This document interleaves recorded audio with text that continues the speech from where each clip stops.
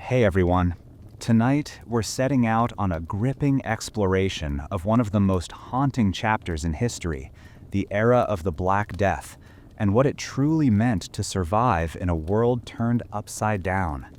Before we sink into this story, if you find yourself drawn in, go ahead and hit that like button and subscribe, but only if you're genuinely curious about these journeys into the past.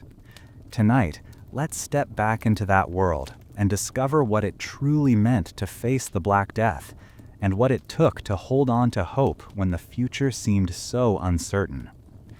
The world changed so suddenly that many could barely understand what was happening. There were no signs in the sky, no warnings written in the stars, and yet everything familiar began to unravel. It started with a rumor whispered in the market, a tale brought by a stranger who claimed that somewhere, far beyond the horizon, entire villages had fallen silent overnight. People listened, laughed nervously, and moved on, carrying their baskets and worries home, never suspecting how quickly these vague murmurs would become their reality. In those days, the rhythm of daily life was sacred. Each dawn brought the ringing of church bells and the clatter of hooves on muddy roads.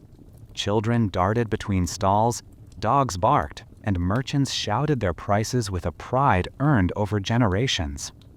There was a sense of safety in tradition, a belief that the worst disasters were fires, storms, or a bad harvest. But the threat that crept toward them was invisible, patient, and utterly indifferent to their faith in routine. It began quietly. One morning, a baker failed to open his shop. The next day, the old woman who sold apples was nowhere to be found.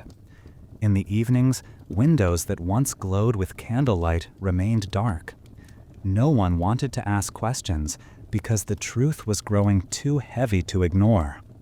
Fear slipped into every conversation, disguising itself as caution, suspicion, and then a silent agreement not to speak of what everyone saw unfolding.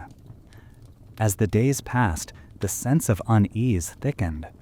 Travelers brought stories of abandoned villages, of carts piled with belongings left behind in panic, of dogs wandering deserted streets. There were whispers of sickness, but few understood its nature or origin. Some said it was a punishment sent from above, others blamed foreigners, the weather, or a strange alignment of the planets. Everyone seemed desperate for a reason, any reason, that could make sense of the chaos beginning to close in around them. Soon, the markets emptied. The songs of street performers faded away. Doors that once stood open to neighbors were bolted shut, and friendly visits became a memory. The city, so alive only weeks before, began to feel hollow, like the shell of something that had once breathed. The air itself seemed to change, heavy with a sense of expectation, as if waiting for the next blow. Even the birds seemed to sing less, and the nights, which had always brought stories and laughter, became silent and tense. What frightened people most was not just the unknown threat, but the speed with which it devoured all certainty. A neighbor seen laughing in the street in the morning might be gone by nightfall. Parents gripped their children's hands a little tighter, watching the road for strangers, locking their doors, and hoping, deep down, that all of this would pass. Priests called for prayer, but their own voices shook.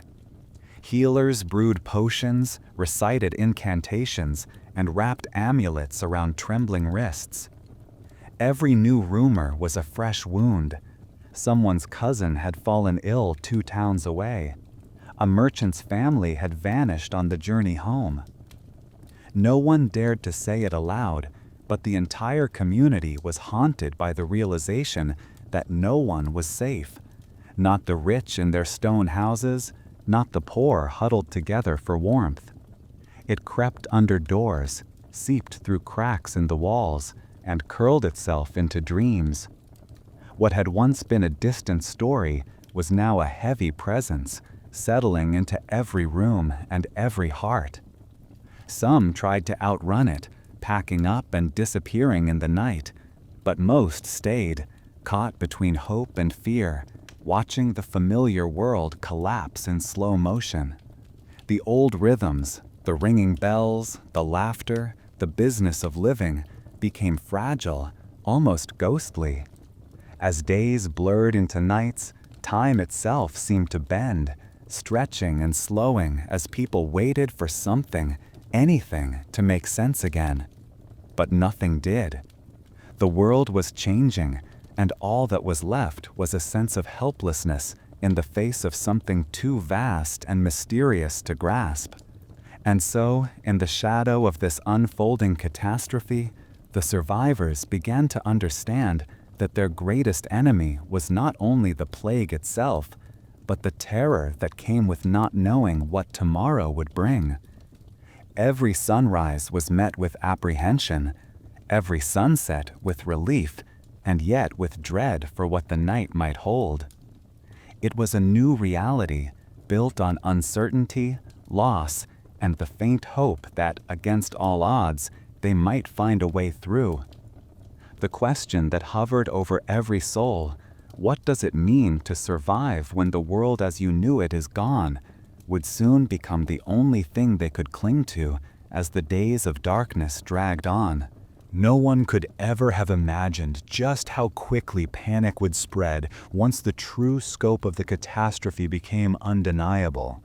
What began as nervous whispers and darting glances between neighbors soon erupted into something far wilder, a tidal wave of confusion that crashed against every wall and flooded every street.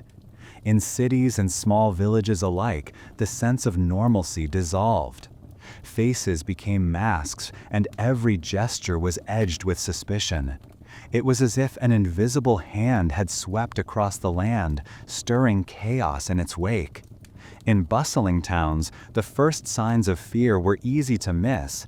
A merchant pulling his cart away from the market earlier than usual, a family hurriedly loading their belongings onto a wagon before dawn, hoping to outrun a fate they could not see.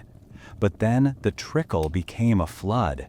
Shops closed, sometimes in the middle of the day, doors slamming as shopkeepers abandoned their stalls at the first sign of trouble.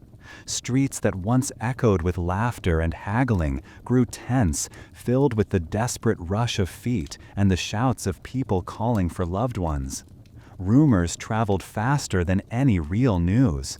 People gathered in shadowy corners, clutching each other, trading stories that grew more frightening with every retelling. It was said that entire districts had been emptied overnight, that people had vanished without a trace. Some swore the water was cursed, others that it was carried on the wind or hidden in the breath of strangers. Every cough or fever set off a chain reaction of dread. Even the healthiest found themselves shunned at the first sign of fatigue or a nervous glance. Villages, once bound together by trust and routine, fell apart under the weight of fear. Friends became strangers, neighbors became threats.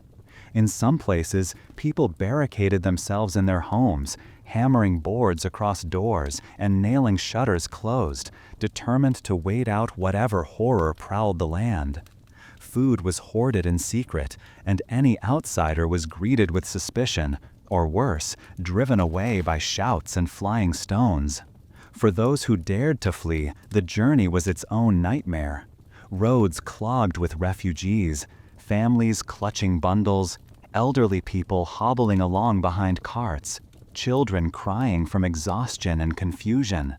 Paths once used for trade or pilgrimage became rivers of wandering souls, each one searching for a haven that always seemed just out of reach. Some towns locked their gates, refusing entry to anyone, fearing that the next arrival might bring disaster in their wake. Others opened their doors for a night, only to realize too late the cost of such kindness. Inside the crowded walls of cities, chaos reigned. As resources grew scarce and tempers ran high, arguments erupted into violence. Fights over bread or a place to sleep became common, and sometimes the fear itself seemed to take on a physical form. Whole neighborhoods would turn on a single family, blaming them for misfortune, driven by panic more than reason. Paranoia became a kind of honor, separating people from one another just when they needed each other most. Yet the most unsettling scenes played out in the quietest corners. A mother clutching her child and staring out a window at the empty street, unsure whether to pray or run. An old man packing a lifetime of memories into a single sack, preparing to leave behind everything he had ever known. Friends meeting in secret, speaking in whispers, wondering if this day would be their last together. The sound of weeping behind closed doors became as common as the chirping of birds had once been. No one was immune to the contagion of fear. Even those who claimed to be unafraid, the bravest knights, the wisest scholars, the most devout clergy, found themselves looking over their shoulders, questioning every ache and shiver, every shadow that moved in the night. People began to mark their doors with symbols meant to ward off evil, hanging herbs from rafters, drawing protective circles on the ground. At the same time, others surrendered to despair, letting their homes fall into neglect, convinced that nothing could keep the horror at bay.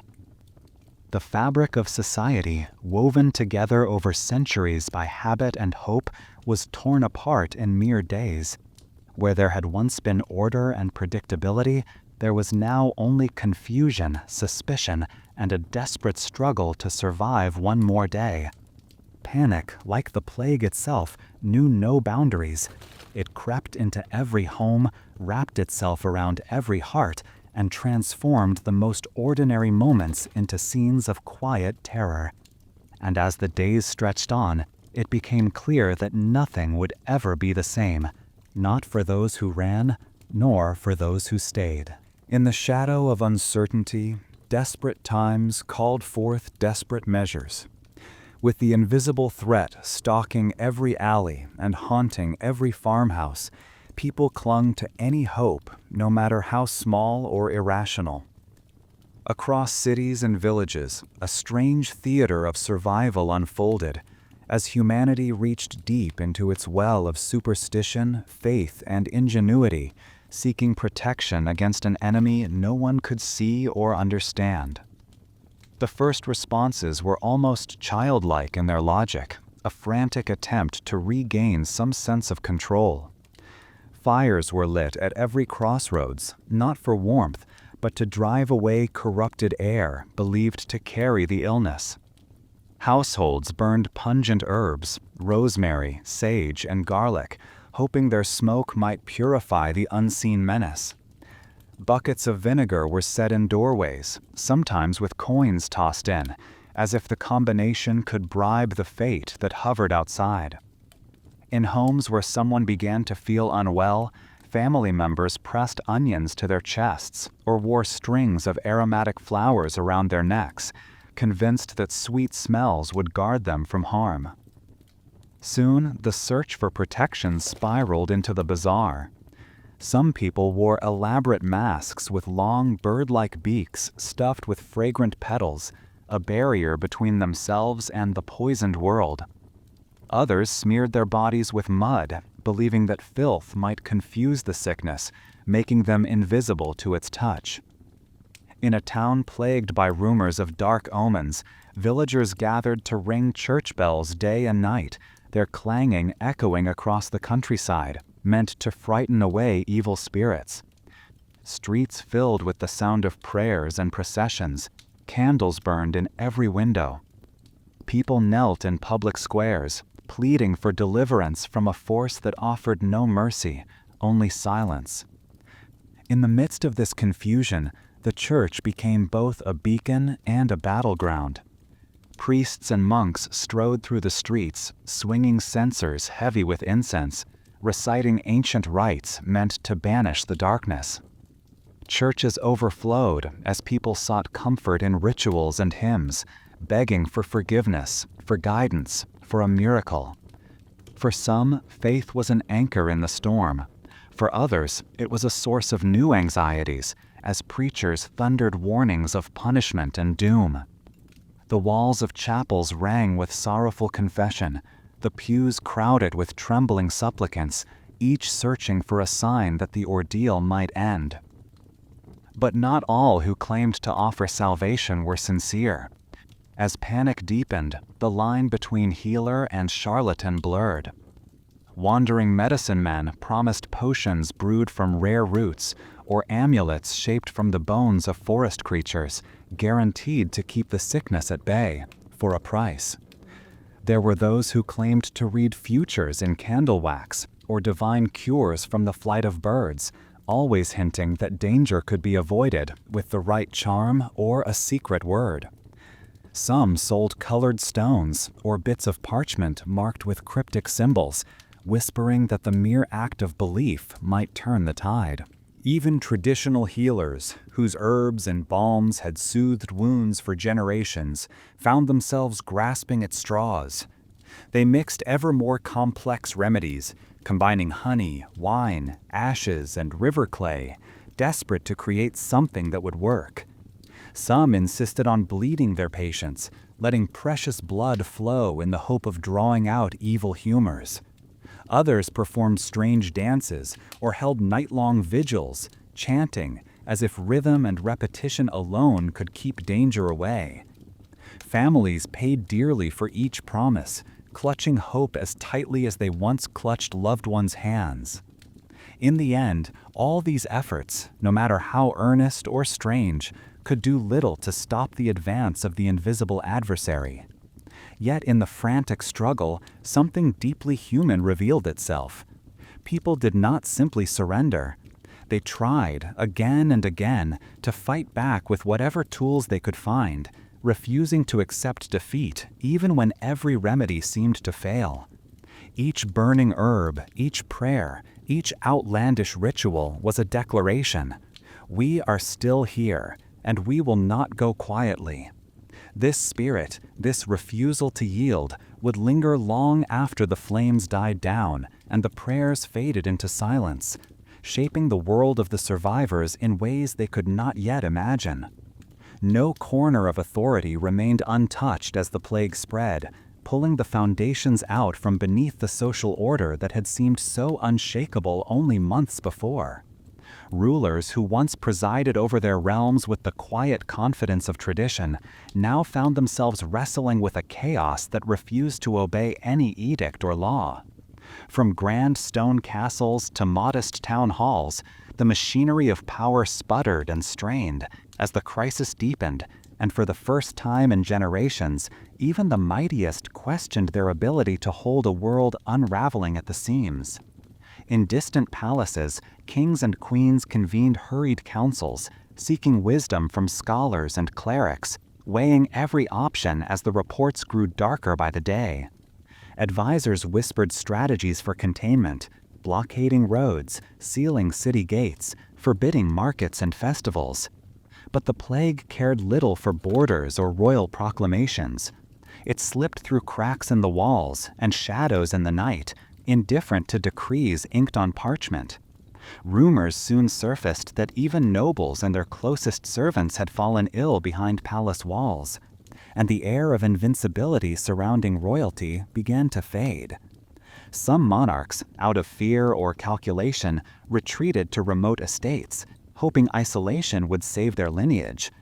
But distance brought only a different flavor of dread, the knowledge that beyond their guarded gates, the fabric of their kingdom was coming undone. Lesser lords and feudal barons found their own authority tested in new and terrible ways. Castles that once bustled with servants and vassals fell quiet, their halls echoing with uncertainty. The countryside, so often ruled with an iron hand, slipped beyond control. Many peasants, desperate and grieving, abandoned their work in the fields, leaving harvests to rot. Some landlords tried to enforce order with threats or violence, but there were not enough soldiers or strong arms to quell the rising tide of fear. In places where law had always been harsh but predictable, uncertainty now reigned. The old expectations of obedience faded as people realized that the powerful were just as vulnerable as anyone else. In the towns, mayors and councilmen faced a nightmare no charter or civic code had ever prepared them for. Orders were issued, quarantines, curfews, lists of forbidden gatherings, but every rule was met with panic, defiance, or simply ignored by those too desperate to care. Courts stood empty as officials and scribes vanished, and city guards who once maintained order now struggled to protect their own families or deserted their posts entirely.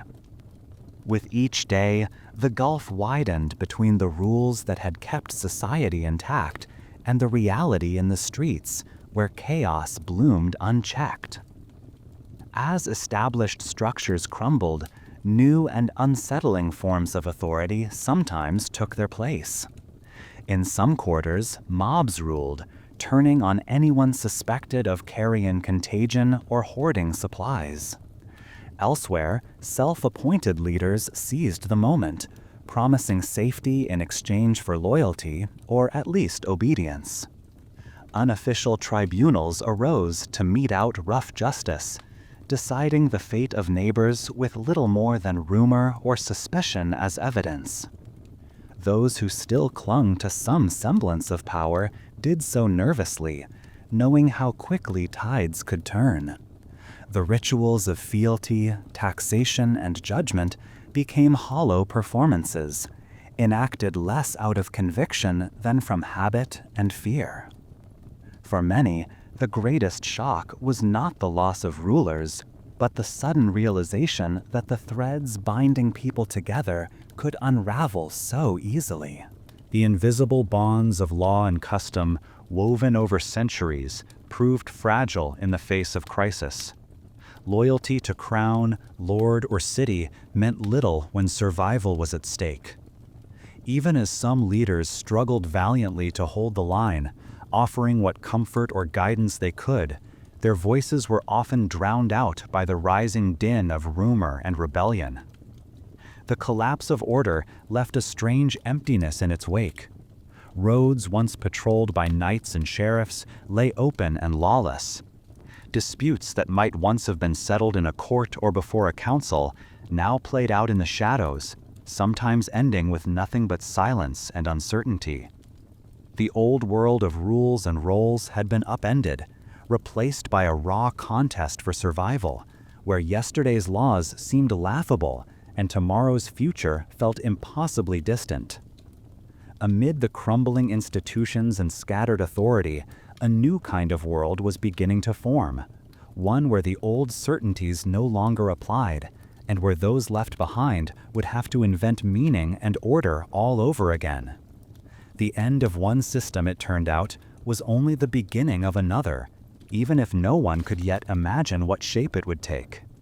The change in the air was impossible to ignore. After the fury of panic and the noise of collapse, what remained was an unnatural stillness, as if the world itself were holding its breath. Once bustling streets and lively market squares now stood silent, haunted by the memories of voices and laughter that had vanished almost overnight. It was not only the absence of people that unsettled the survivors, but the eerie transformation of every familiar space, as if an invisible hand had swept through and emptied the heart out of the land. In the cities, the emptiness pressed in from every direction. Doorways that had welcomed visitors for generations stood ajar, swinging in the wind. Signs above shops faded under layers of dust, and banners once bright with color drooped in the damp, their purpose forgotten. Stray dogs wandered through abandoned carts and overturned barrels, sniffing at the leftovers of meals hastily abandoned. The cobblestones, worn smooth by the footsteps of thousands, now echoed only with the occasional shuffle of a lone figure moving quickly, eyes downcast, as if afraid the silence might notice and swallow them whole. Homes that once glowed with candlelight were left in disorder, as if the former inhabitants had vanished mid-thought. Meals sat uneaten on tables, bread hardened to stone, cups overturned, and chairs fallen as if knocked aside in a rush. In some corners, children's toys gathered dust beside forgotten shoes. Tattered curtains flapped in broken windows. Here and there, a forgotten pet waited at a doorstep, loyal and confused. The sense of abandonment went beyond emptiness. It was as though the soul of the city had been carried away, leaving only its husk behind. Even nature seemed to sense the change. Weeds sprouted between the paving stones and crept up garden walls. Birds, once kept at bay by the daily bustle, claimed rooftops and empty fountains, filling the hush with strange new songs. Fields on the city's edge went unharvested, the gold of ripe wheat bowed by rain, left for the crows to pick. The boundaries between civilization and wildness blurred, and every day it became a little harder to remember how things had once been. In the villages, the silence was somehow deeper, thicker with the weight of old routines now broken. Roads connecting farmhouses were choked with brass, untended gardens spilling into the lanes. Wells sat unused, buckets half-filled and forgotten. The familiar creak of wagon wheels or the ring of a blacksmith's hammer were replaced by the sound of wind rustling through empty barns. The sense of loss hung in the air, settling on every stone and timber, a reminder of lives interrupted and stories left unfinished. For those who remained, loneliness became a constant companion. People peered from behind shutters, measuring the risks of venturing outside, and when they did, it was often only to confirm the truth they already know. No one was coming. Neighbors who had once shared bread and laughter now avoided each other's gaze, uncertain whether a simple greeting might bring danger. Families shrank into themselves, mourning in private, too weary to seek comfort beyond their own walls. Even the rituals that had once brought comfort, ringing the church bell, gathering for prayer, celebrating the changing seasons, lost their meaning in the absence of community. Churches stood empty, their altars gathering dust. Fountains dried up, untouched by the hands of playful children or gossiping washerwomen. The pulse of daily life faded to a distant memory. In the quiet, every creak and sigh of the old buildings seemed magnified, as if the stones themselves remembered the past and longed for it to return. Survivors haunted their own homes, caught between the impulse to flee and the stubborn hope that, somehow, someone would come back. Yet the days stretched on, and the emptiness deepened, until it felt as though the world itself had exhaled and chosen not to breathe in again. The loneliness of the survivors was not just the absence of others, it was the sense that the world they had known, the world that had once seemed so permanent and predictable, had vanished without a trace. They wandered the deserted streets, searching for a sign, a sound, a reason to believe that life might one day return. In the echo of their footsteps, they heard the old world fading, and the uncertain promise of something new, still formless and far away, waiting in the silence. In those first days after the calamity swept through, time seemed to unravel. For the survivors, each hour stretched painfully, full of memories and questions that had no answers. The silence was no longer just outside, but seeped deep into the mind, echoing in every corner of thought. Where once there had been certainty, now there was only pain, raw and persistent, a dull ache that never fully faded. People moved through their shattered towns and empty fields like ghosts, haunted by everything they had seen and everything they had lost. The shock ran deeper than words could reach. Many found themselves waking in the morning only to forget, for the briefest instant, what had happened. Then reality would crash down again. The world was not as it had been. Beds were empty. Familiar voices had fallen silent. Some survivors wandered their own homes in a daze, reaching out for loved ones who would never return, startled by the quiet, frightened of forgetting even the smallest details. They clung to objects, a scarf, a wooden spoon, a half-finished letter, anything that proved life had once been ordinary and full. Yet alongside this grief was something even more difficult to name: guilt. It crept in slowly, heavy as a stone. Why had some been spared when so many others had vanished? People asked themselves whether they could have done more, whether a different choice or kinder word might have changed the outcome. Survivors remembered arguments that now seemed petty, moments of impatience that lingered as bitter regrets. Some felt cursed by their own good fortune, convinced they should have been among those taken. The weight of surviving, in a world where so many had not, pressed down on every thought. This guilt made it hard to share grief openly. Even among the few who remained, there was a sense that no one truly understood. Conversation faltered, as if speaking of the lost would make their absence sharper.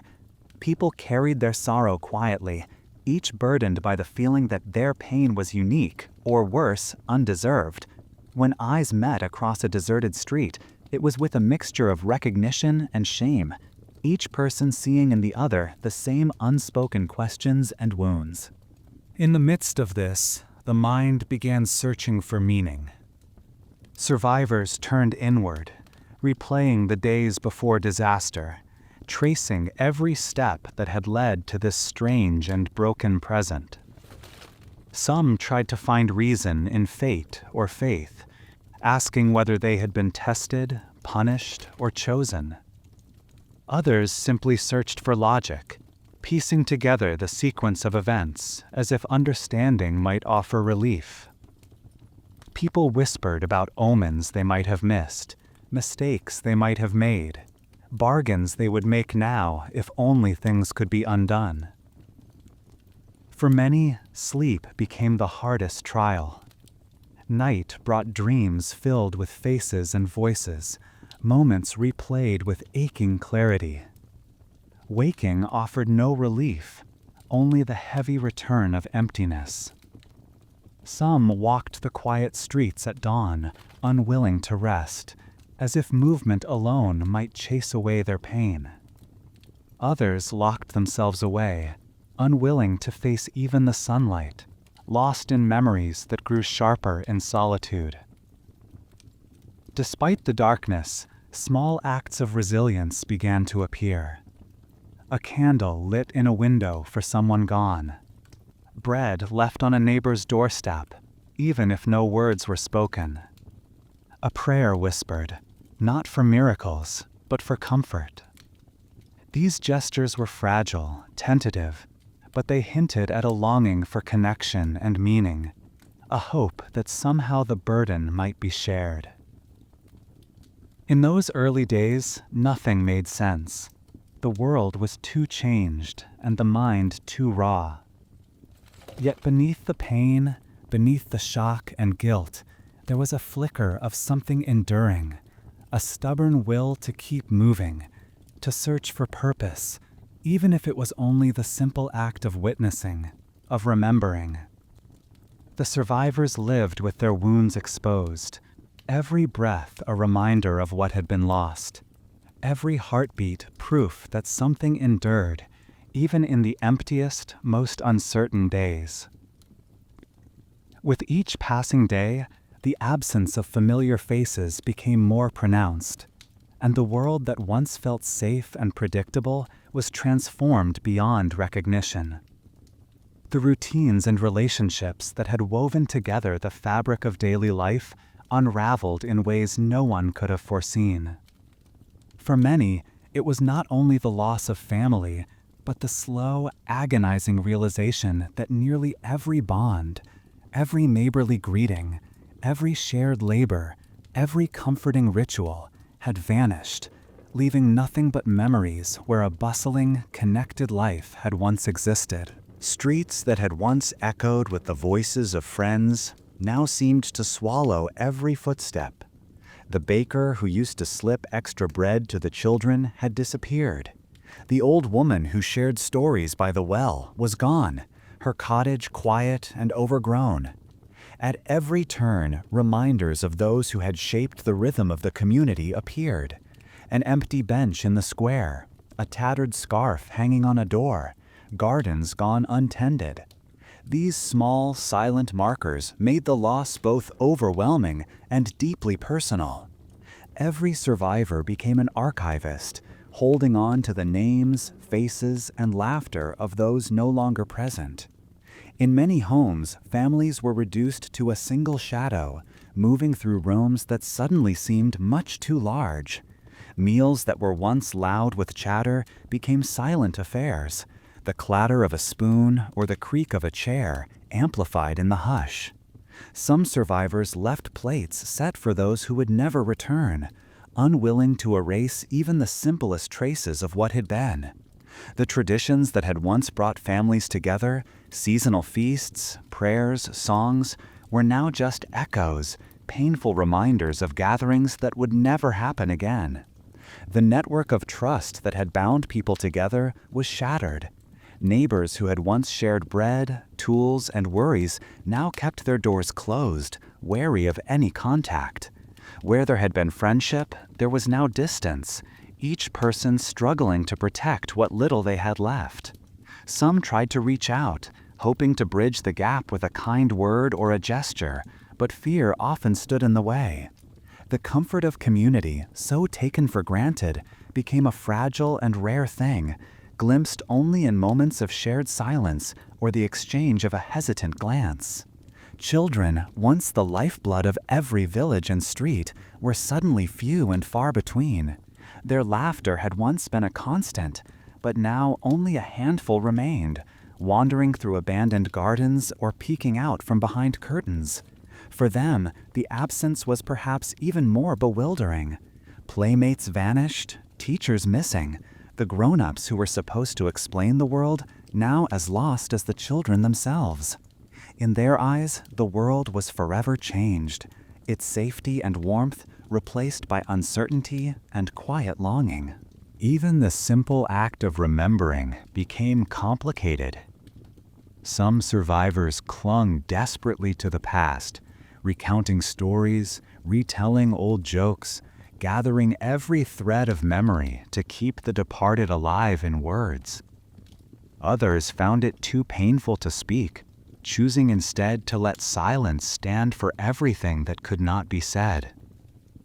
In both cases, the invisible wounds of loss left people uncertain how to connect, afraid that any attempt at comfort might only deepen the hurt. As the days passed, the realization sank in that there would be no return to what had been. The networks of kinship and community that had shaped every aspect of life were gone, and with them went a sense of identity and belonging that could not be replaced. In the emptiness, survivors searched for new ways to define themselves, not as part of a family, a village, or a shared story, but as individuals navigating a landscape stripped bare by loss. Every encounter with a neighbor was tinged with the knowledge of all that was missing, and every act of kindness, no matter how small, became a lifeline in a world that felt at times too vast and empty to cross alone. The old world was not just changed, it was truly gone. In its place was something unfamiliar, a realm where every step forward was taken with a mixture of hope and grief, where every bond that could be rebuilt was both a victory and a reminder of all that could never be recovered. The survivors moved through this new reality, carrying the weight of vanished lives and vanished connections, searching for meaning in the aftermath, and slowly, painfully, beginning the work of weaving together a future from the fragile remnants left behind. The human mind, desperate for answers and comfort in the face of overwhelming chaos, began to turn inward, searching not only for meaning, but for someone or something to blame. In the ruins of broken communities, suspicion became as contagious as the sickness itself. With every day that passed, the hunger for an explanation grew sharper. And in that hunger, old wounds were reopened and new fears took root. The result was a new and terrible cycle of accusation, one that drew its energy from centuries of superstition and deep-seated anxieties. At first, the questions were whispered. Was it the stranger who passed through a week before, his face shadowed beneath his hood? Did the illness come from the well, or perhaps from the wind? Some wondered if it was punishment for hidden sins, while others pointed to those who had always been outsiders, hermits living at the edge of the village, the quiet woman who gathered herbs, the neighbor whose habits had always seemed just a bit unusual. With every unanswered question, the list of suspects grew. Soon, the whispers turned to shouts. Fear has a way of multiplying, and in the grip of panic, communities became hunting grounds for imagined enemies.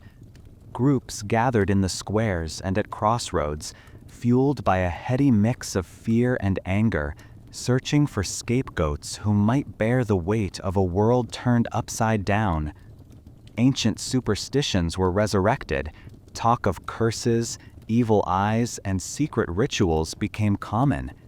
The very people who had once been valued for their wisdom, midwives, herbalists, healers, now found themselves viewed with suspicion. Their knowledge, which had once been sought in times of need, became proof of something sinister in a world desperate for culprits.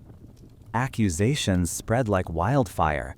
Sometimes it was enough for someone to look different, to be poor or alone, to have survived when others had not. A gesture misunderstood, a poorly timed word, or a simple twist of fate could brand someone as a threat. Neighbors turned against one another. Families were divided by doubt. The streets, so recently emptied by disaster, now filled with the sounds of confrontation, angry voices, accusations, and the fearful protests of those accused. Leaders, overwhelmed and unable to offer real answers or solutions, often gave in to the pressure, hoping that finding someone to blame might restore a sense of order. Makeshift tribunals convened in town squares and inside church halls, eager to assign responsibility, to offer up a sacrifice that might appease the fear gnawing at every heart. The lines between justice and vengeance blurred, and in the heat of collective hysteria, few dared to defend those targeted. The urge to find a cause, any cause, drowned out reason and compassion. These new victims became the focus of society's pain, a way for the survivors to convince themselves that the chaos could be tamed if only the right person was punished or cast out. Homes were searched, belongings destroyed, and lives upended. Some of the accused fled, disappearing into the forests and wild hills, while others faced the anger of their neighbors with pleading and tears, bewildered by the sudden reversal of fortune. Sometimes even those who had once stood side by side, sharing bread and stories, became strangers, divided by suspicion. Yet the truth, though few were willing to speak it, was that none of these actions brought real relief. Each accusation, each outburst of violence left behind only more fear and sorrow. The actual cause of the suffering remained as mysterious and implacable as ever, untouched by the scapegoating and cruelty. Still, the cycle of blame continued, a storm of human emotion searching in vain for a place to land. In this atmosphere of mass suspicion and desperation, a new kind of wound opened in the hearts of survivors. The need to understand, to control, to find meaning in tragedy had turned inward and twisted, setting neighbor against neighbor and turning sorrow into anger. The cost was immeasurable. Trust was eroded, innocence was lost, and the fragile hope for healing retreated even further. The community, already battered by loss, was left even more fractured. haunted now not only by memories of those gone, but by the knowledge of what fear had driven them to do. Among all the shadowed roles forced upon the living, none carried a heavier burden than that of the gravedigger. As the days of crisis unfolded, this grim responsibility fell upon the few who were either compelled by duty, pressed by need, or simply left with no other choice. Once an unremarkable task reserved for rare occasions, the act of burying the dead became an unending and dangerous labor, shrouded in fear and silence. At first, families did what they could.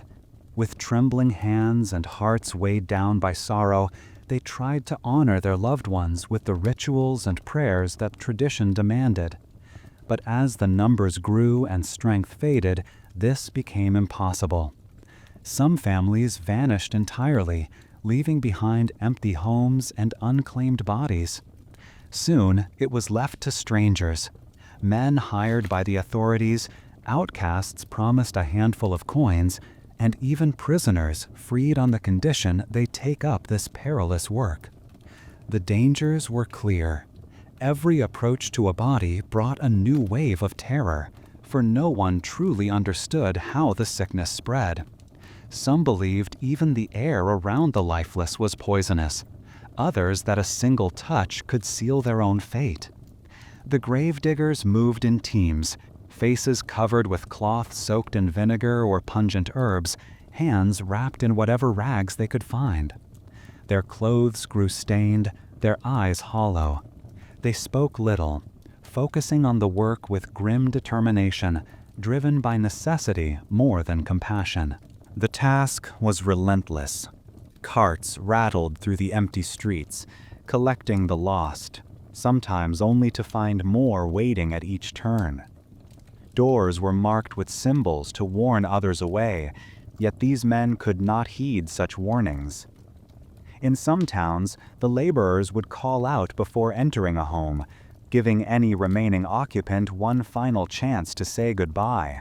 But more often than not, there was only silence. Each day, they faced not just the weight of the bodies, but the weight of dread, the fear that with every hour spent, they drew closer to joining those they buried. Graves, once carefully dug and tended, soon gave way to necessity.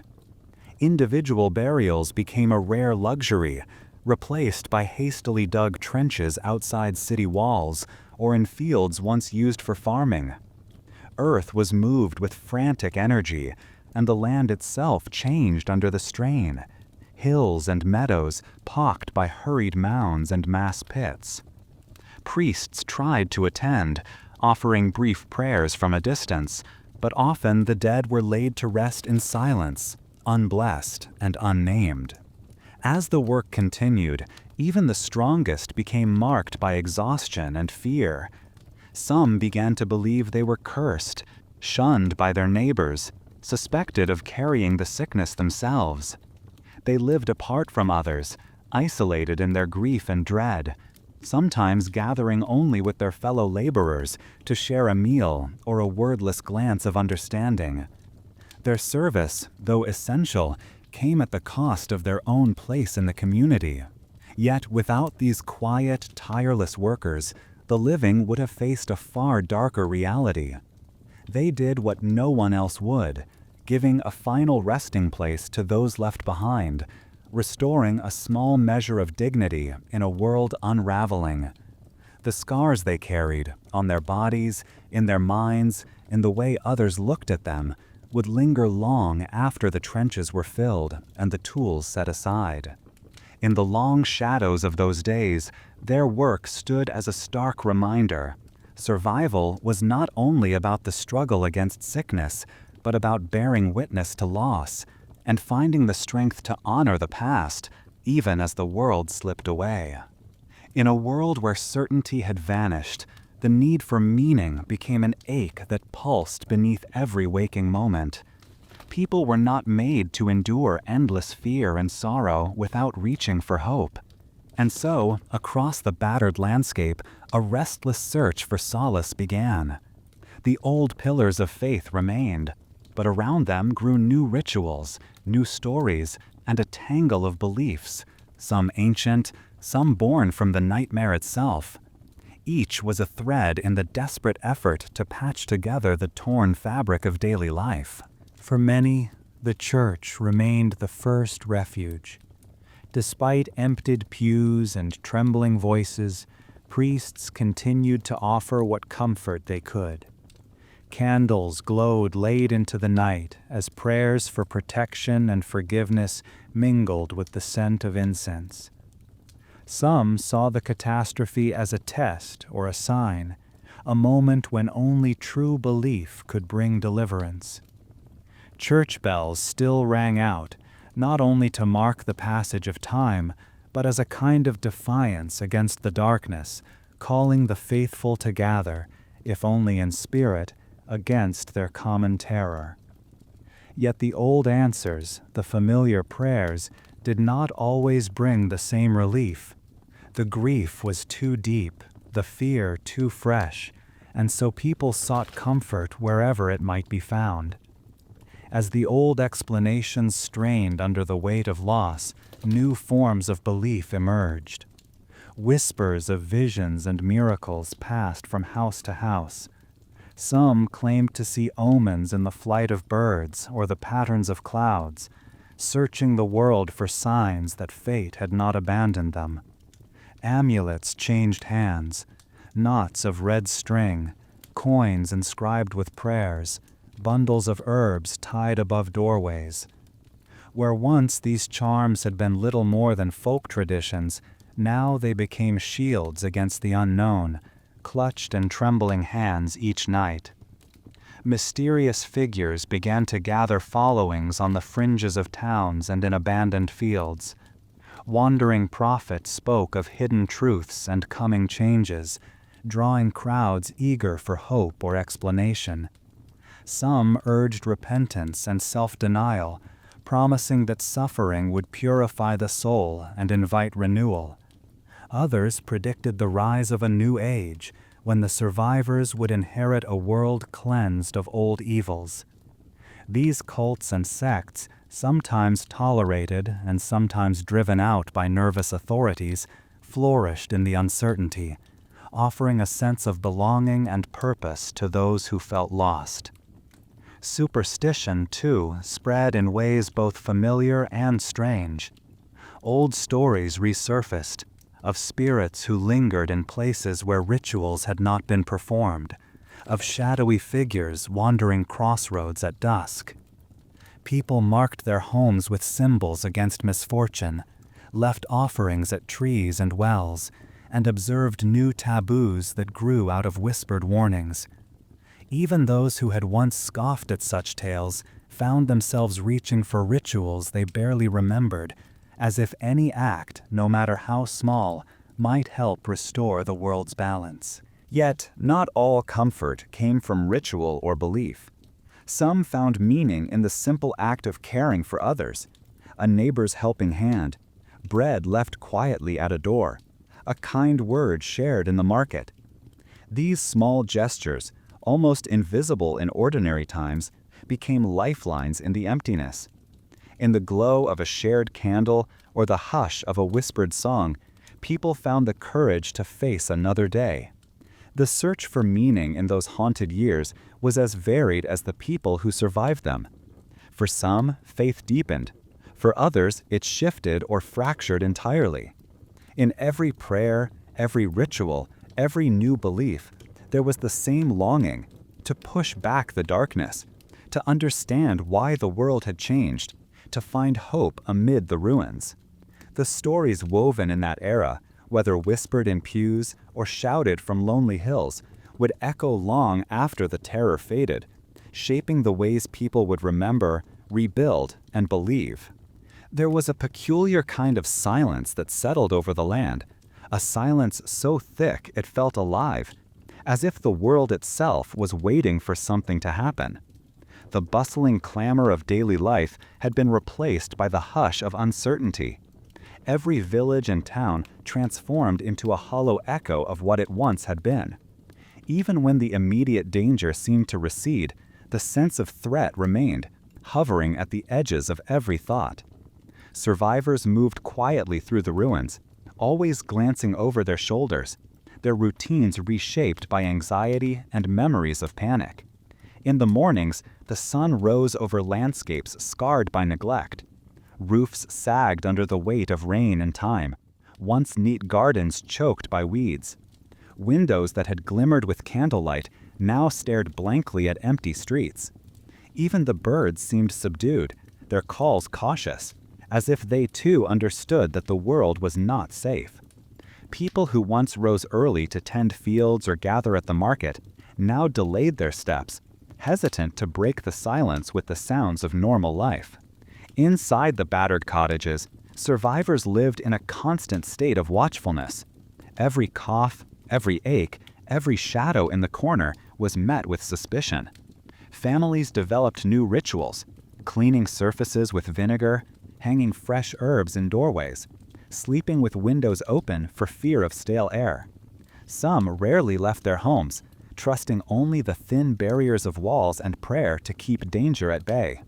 Others ventured out, but spoke little, wary of strangers and neighbors alike, uncertain who or what might carry unseen peril.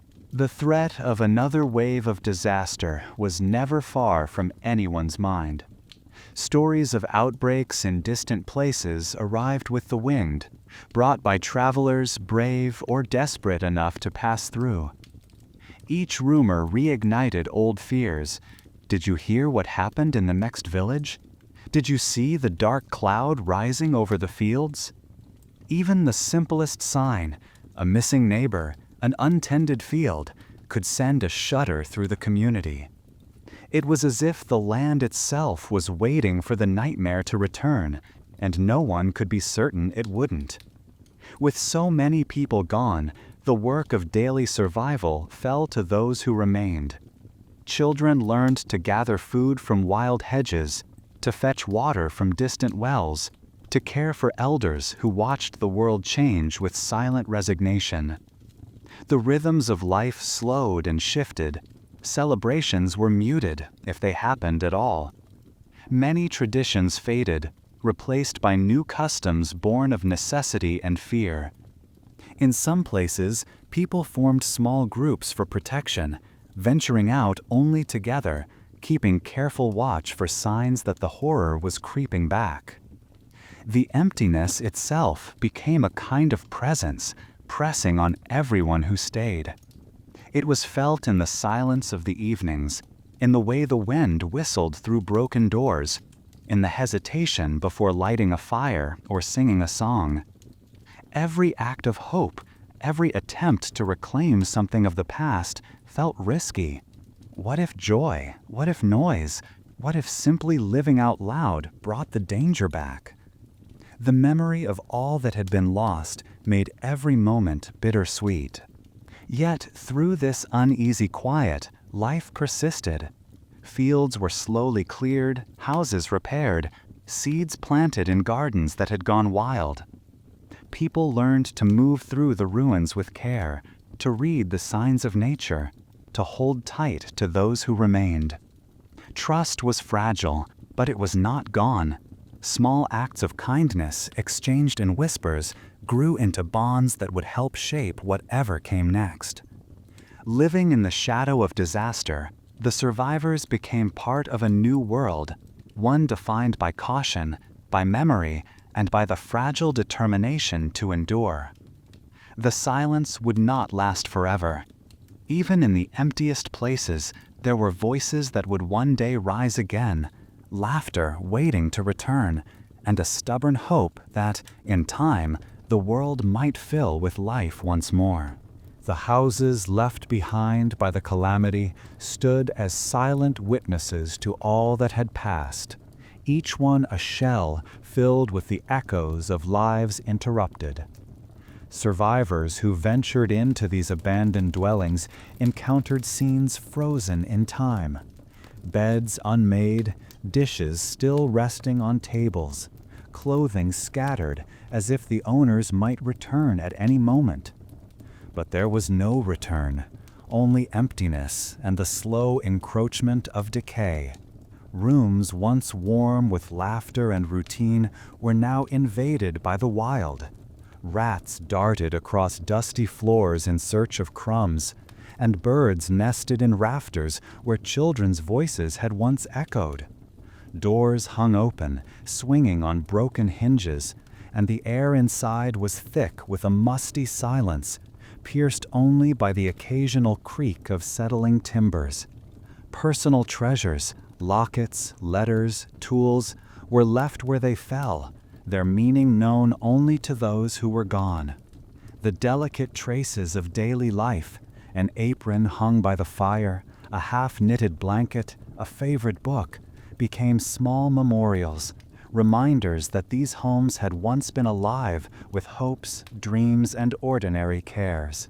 For those forced to survive among the ruins, every day became a scavenger's journey. Hunger pressed close, and the old rules of ownership faded. Survivors moved quietly through the empty streets, slipping into abandoned homes to search for whatever could be salvaged. Sometimes it was food, a forgotten sack of grain, dried beans, a crust of bread grown hard with age.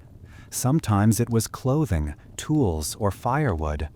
In the chaos, what had once belonged to one family now became the lifeline for another. The line between survival and theft blurred. Judgment gave way to necessity. Not all who entered the deserted houses came in desperation. There were those who took advantage of the chaos, looting valuables left behind in the confusion. Jewelry, coins, bolts of cloth, items that might once have been cherished for generations, disappeared into the hands of opportunists.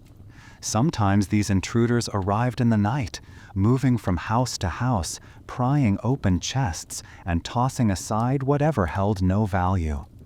The sight of a ransacked home left an even deeper sense of loss, as if the tragedy had stripped away not only life, but also dignity.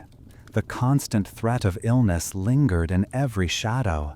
Fear clung to the walls, and many believed that the very air inside these homes was dangerous. Survivors moving through the ruins often covered their faces, burned handfuls of herbs, or uttered prayers before entering, hoping to keep the sickness at bay. Some refused to touch anything at all, skirting the edges of rooms as if the past itself might reach out and claim them. The unease was not only about what had happened, but about what might still be lurking, invisible and deadly. Despite the ruin, people adapted. They learned to spot the signs of a house that had been picked clean and those that might still hide some small treasure. They grew resourceful, repairing broken doors with scraps of wood, repurposing tattered linens, and finding ways to make a meal out of the most meager scraps. Each discovery, a jar of honey, a forgotten loaf, a pair of sturdy boots, became cause for quiet celebration, a reminder that hope could survive even in the darkest places. In the evenings, the survivors often gathered in homes that felt less haunted, sharing what they had found and exchanging stories by flickering candlelight. These fragile moments of community brought warmth to the ruins, knitting together the beginnings of a new kind of life. But always, the shadows of what had been remained, pressing close in the silence, a silent testament to the cost of survival and the fragility of all things once thought secure. In this world of broken walls and scattered memories, living meant accepting that the past could not be reclaimed. Yet with every meal scraped together, every fire kindled in an abandoned hearth, the survivors proved their determination to keep going, to carve out meaning and comfort even among the remnants of loss. The ruins became both a graveyard and a garden, a place where pain and hope, sorrow and resilience grew side by side. For the youngest survivors, the world after the plague was a landscape both familiar and utterly transformed.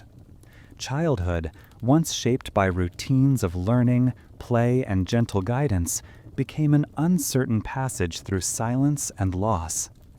The laughter of friends had faded, the gentle discipline of parents or elders was often gone, and the sense of safety that anchors the early years of life had vanished like mist at dawn. Orphaned children wandered through towns and villages in small, ragged groups, clutching each other for comfort, eyes wide with both curiosity and fear.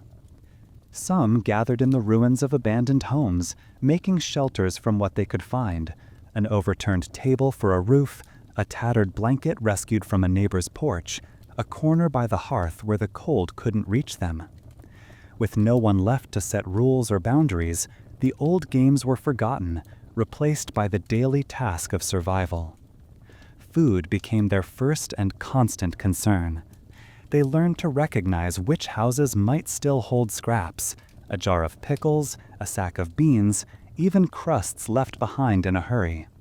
Fields and gardens, once off limits, now belonged to those quick or brave enough to sneak in and harvest what others had missed.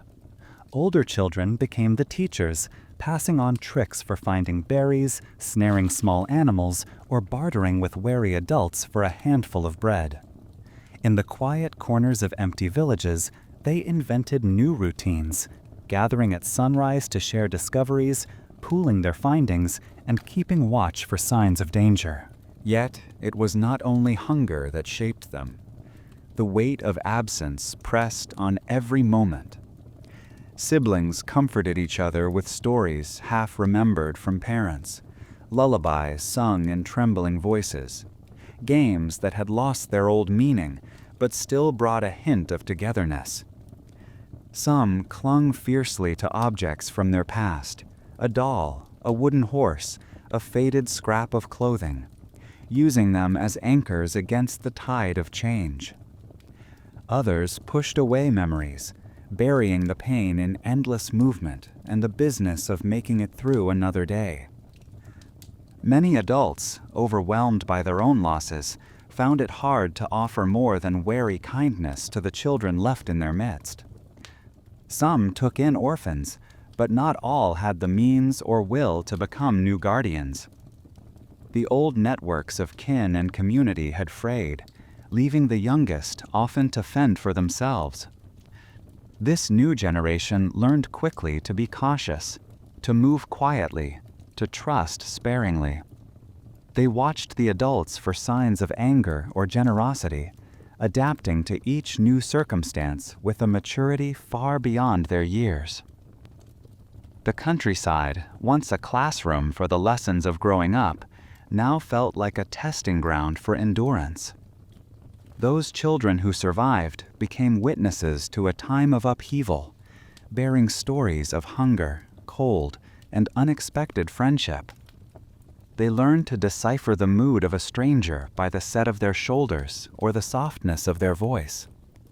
They grew adept at hiding, waiting, and hoping. In rare moments, however, childhood would reassert itself. A skipping stone tossed across a stream, a song hummed quietly in a half-collapsed barn, a burst of laughter echoing through the empty streets when something genuinely funny happened, startling even those who laughed. These flashes of innocence shone all the brighter for their rarity, reminders that life, though battered, could still spark with joy. As time passed, these children would become the seeds of a new world, marked by loss, but also by a fierce resourcefulness. They would remember a time before, but they would also carry forward the lessons of survival, how to adapt, how to endure, how to find comfort in small things, and how to build trust with those who remained. Theirs was a generation shaped by shadows, but also by the quiet hope that, even after so much was lost, something new could still grow. The world that emerged after the Great Calamity was unrecognizable from the one that had come before. Society itself, its values, its leaders, its rules, was remade in the crucible of loss. Where tradition and authority had once governed daily life, a new landscape grew, wild and unpredictable, shaped by the needs and fears of those left behind. In the old days, power rested in familiar hands. Lords ruled from their manors, elders guided their communities, priests and teachers served as voices of wisdom and order. After the catastrophe, many of these figures had disappeared, leaving behind empty halls and unanswered questions. The certainties that once held the fabric of society together were threadbare, the invisible bonds of obedience and respect unraveled by grief and necessity. With so many gone, new leaders emerged, not always those with noble birth or official titles, but those who could offer hope, protection, or simply a plan for the next day. The most successful of these new leaders were often ordinary people thrust into responsibility by circumstance. A blacksmith who organized neighbors to repair the village well, a widow who rationed food and offered comfort to the orphaned, a former apprentice who kept watch at night and rallied the frightened. Leadership became a matter of presence and action, not heritage or learning. In a world where survival trumped protocol, those who adapted quickly or inspired trust gathered followers, sometimes forming loose bands or councils to manage the essentials of daily life. With old authorities gone or weakened, the rules changed as well. Bargains and agreements replaced decrees. Skills and resourcefulness became more valuable than rank. People measured each other by deeds, not lineage. Kindness and generosity gained new weight, as did reliability and courage. But suspicion also lingered. Memories of betrayal during the crisis and of the witch hunts that followed were slow to fade. Trust was hard won, and even new leaders learned to guard their words and actions carefully. Traditional customs and beliefs, once handed down with reverence, now competed with newer, more pragmatic values. Where once religion might have dictated every aspect of life, now it stood alongside folk wisdom, barter, and simple practicality. Some survivors found comfort in adapting ancient rituals to new realities, blending prayers with new superstitions, or combining old festivals with the hard necessities of recovery. Others questioned everything, having seen how little the old assurances had protected them. As society rebuilt, new roles and new hierarchies developed. Children who had lost their families were taken in and protected, but also expected to contribute, learning skills from an early age. Women stepped into positions of influence and decision-making where men had been lost. Strangers who proved themselves could earn trust and a place among survivors, while those who clung to the ways of the past risked isolation. Life was harsher, but also more flexible, a society in constant motion, searching for stability in the wake of upheaval. Yet the changes were not only positive. The trauma of loss left scars, fear, suspicion, and moments of cruelty. Some communities turned inward, wary of outsiders, enforcing strict rules that sometimes bred resentment. Old prejudices lingered, taking new forms. For every leader who rose to serve, there were those who seized power for their own gain, hoarding food or demanding loyalty in exchange for protection. Not everyone who survived adapted with grace. Still, the world did not simply decline. It shifted, reshaped by necessity and the will to survive. The very uncertainty of life bred a kind of creativity and resilience. People found new ways to farm, to build, to care for each other. Small innovations, new tools, new songs, new ways of sharing appeared everywhere. Hope, though fragile, persisted in the desire to rebuild not only what had been lost, but something stronger, something that could withstand whatever else might come. In the end, the survivors faced a choice every day, whether to cling to the remnants of the past or to risk the uncertain promise of change.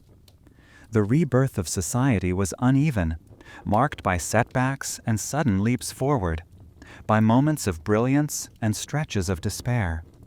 Yet in every corner of this altered world, the human impulse to connect, to organize, and to hope remained the one thing no disaster could erase. Every sunrise in the world left behind by the plague felt both like a promise and a warning. For those who survived, the future was a landscape shrouded in uncertainty, its paths tangled with new fears that seemed to grow even in the faint light of hope. Gone was the steady confidence that tomorrow would follow the rhythms of yesterday. In its place was a watchfulness, a sense that danger might return at any moment, disguised in the next shadow or the next stranger's cough. People became experts at scanning the horizon for omens. A sudden chill in the wind, the unusual silence of the fields, a cloud that seemed to linger too long, all were seen as signs that the worst could come again. Rumors moved from house to house, that another wave was spreading in distant lands, that animals were falling ill in the woods, that strange lights had been seen at the edge of the forest. Each tale, whether true or imagined, added fuel to the fires of collective anxiety. Even celebrations, once lively with songs and feasting, were subdued by the fear of tempting fate. Many survivors hesitated to gather in large numbers or mark special days, remembering how quickly happiness had turned to sorrow. People invented new rituals to ward off ill fortune, leaving bread at crossroads, burning certain herbs at dusk, reciting protective verses before bed. Children were taught to be quiet and careful, to avoid the old superstitions that now felt all too real. Every act of hope, every gesture of joy was measured against the risk it might carry. Fortune tellers and prophets found eager listeners. Some read meaning in the flight of birds or the patterns of stars. Others claimed to dream of the future and awoke trembling with visions. It was common to seek guidance from those said to possess special insight.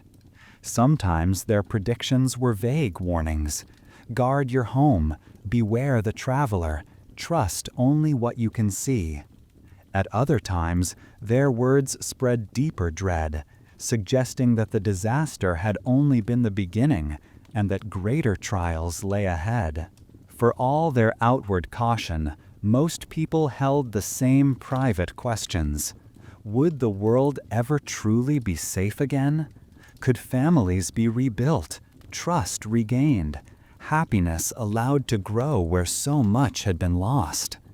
Every small illness, an ache, a cough, a fever, was enough to spark alarm, a reminder that the line between survival and catastrophe had grown thin and uncertain. Some looked to the past for comfort, repeating the stories of endurance and recovery.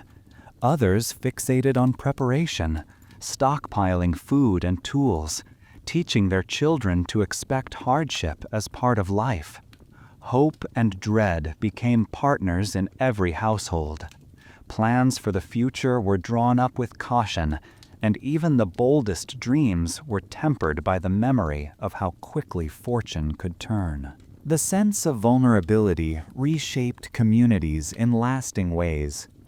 Neighbors watched out for one another, but also hesitated to trust too freely. New rules of politeness and distance took hold. Strangers were scrutinized, and kindness was offered carefully, as if too much warmth might invite disaster back through the door. Yet, beneath the surface, something else was stirring. The very act of fearing the future became, in a way, a source of strength. People found ways to adapt their hopes, to cherish small joys, and to seek reassurance in every new sunrise. Though the world ahead felt fragile, the survivors learned to balance caution with persistence, building new traditions and dreaming carefully, determined to hold on to what they had, even in the face of shadowed tomorrows. Life, after so much devastation, did not return in a sudden rush. It crept back slowly, hesitant at first, as if testing whether the world was ready for hope again. Survivors awoke each morning in a changed landscape, surrounded by memories and scars, yet with a quiet determination to begin again. The routines that once seemed automatic had to be rediscovered and reinvented, step by careful step. Fields that had run wild with weeds were slowly cleared. Men and women, sometimes alone and sometimes in small bands, ventured out with borrowed tools to turn the earth, planting seeds saved from before or traded with distant neighbors. Gardens sprouted with stubborn life, offering green shoots where only emptiness had stretched before. Children learned to tend chickens or goats, caring for animals that had outlasted the crisis, building a sense of purpose and responsibility from their daily chores. Houses, battered by neglect and weather, were patched and mended. Windows were cleaned, doors repaired, fences rebuilt with whatever materials could be found. Survivors salvaged what was left, stones from ruined buildings, timber from fallen roofs, and used them to create shelters that felt both familiar and new. Each effort, no matter how small, became an act of defiance against despair, a way of asserting that life could still take root amid the ruins. With fewer people left, communities grew close in unexpected ways. Neighbors who might have only nodded in passing before now gathered to share news, resources, and skills. Meals became communal, with everyone contributing what they could, and celebrations were remade to fit this new reality. The old festivals were remembered and honored, but new traditions emerged as well. A day for planting, a feast to mark the first harvest, a gathering to share stories of those lost and those who had survived. These rituals, simple but heartfelt, wove new threads of belonging across the battered land. Adapting to loss meant learning to live with absence, to carry sorrow without letting it extinguish the desire for connection. Survivors made space for grief, but also for laughter, for songs sung in small voices around a fire, for moments of joy found in the everyday. Children played in the shadow of old walls, inventing games to fill the empty spaces. Adults shared skills and tales, passing wisdom from one generation to the next. The memories of the past lingered, shaping each new day, but they did not stop life from moving forward. Some found comfort in work itself, the feel of the soil, the rhythm of a hammer, the task of weaving or baking. Each creation, each repair, became a way to remember those who were gone and to honor their place in the world. Others found solace in words and rituals, lighting candles in the evenings, carving names on wooden boards, planting trees as living memorials. The effort to rebuild was slow and often uncertain. There were setbacks, bad weather, failed crops, moments when despair threatened to overwhelm hope. But with each small victory, confidence grew. People discovered a resilience they had never known, and with it, a growing sense that the worst was finally behind them. The return to life was not a return to the world that had been, but the forging of something new, a community shaped by loss, but determined to endure, a people who knew the value of every harvest, every friendship, every dawn. The work of rebuilding was far from finished, but with every seed planted, every story shared, and every meal offered, survivors proved that life, though changed, could flourish once more. The struggle to survive in the wake of disaster took on a new and unforgiving shape as the realities of scarcity became impossible to ignore. Fields lay fallow where there had once been plenty, and the barns and granaries that had stored the wealth of previous seasons now stood mostly empty, their contents consumed during the long months of uncertainty. For many, every day became a contest with hunger, a negotiation with need, and a battle to claim even the most basic necessities. The collapse of old systems meant that the exchange of goods and labor was thrown into chaos. Coins, once so valuable, lost their meaning when there was no bread to buy, no one to mend shoes or weave cloth. Instead, barter took over.